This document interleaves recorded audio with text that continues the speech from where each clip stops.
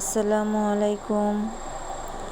আশা করি সবাই যে যেখান থেকে দেখছেন সবাই অনেক ভালো আছেন, সুস্থ আছেন। আলহামদুলিল্লাহ আমরাও পরিবার পরিজন নিয়ে ভালোই আছি। তো সকালবেলা নাস্তার টাইম এখন। তো মেয়েকে তো এখন এখানে রুটি বানিয়েছে, ছেলে মেয়ে দুজনেই স্কুলে যাবে। তো মেয়ে বলছিল যে ও রুটি খাবে না, তো ভাত খাবে। তো ওর জন্য ভাত আর মাছ দিয়ে দিয়েছি, ও খেয়ে নিয়েছে। আর ও রেডি হচ্ছে, এখন ছেলের জন্য রুটিটা বানাচ্ছি। ও আবার এই রুটিটা পছন্দও করে, নরম হয়তো ওগুলো রুটিটা। তারপরে আবার দেখা গেছে যে সহজ, এটা তাড়াতাড়ি বানানো যায়।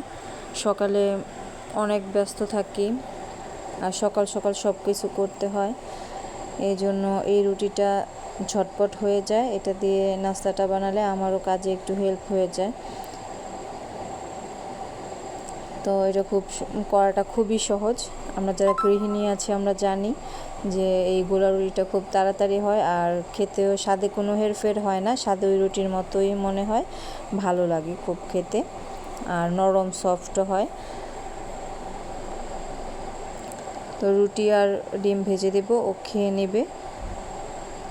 আলহামদুলিল্লাহ আমার ছেলে মেয়ে দুজনে অনেক লক্ষ্মী, খাবার নিয়ে কোনো আমাকে প্যারা দেয় না, যখন যা দেই তাই খেয়ে নেয়। কিন্তু হ্যাঁ, ছেলেটা খুবই ও মাছ মাংস এইসব একটু বেশি পছন্দ করে। মেয়েটা আল্লাহর রহমতে সবই খায়।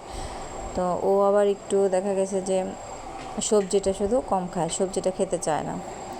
কিন্তু ডিম ডাল অন্যান্য যত ডিম ডাল মাছ এগুলো খুব ভালো করে ও খেয়ে নেয়। তো আমার রুটি তো হয়ে গেছে, ডিমটাও ভাজা হয়ে গেছে, তো ও খেয়ে নেবে। ওকে দিয়ে দিব এখন রুটিটা। তো খেয়ে দিয়ে রেডি হয়ে স্কুলে চলে যাবে, টাইমও প্রায় হয়ে গিয়েছে। তো সবাই আমাদের জন্য দোয়া করবেন, আমিও দোয়া করব। সবাই যে যেখানে আছেন ভালো থাকবেন। আল্লাহ হাফিজ।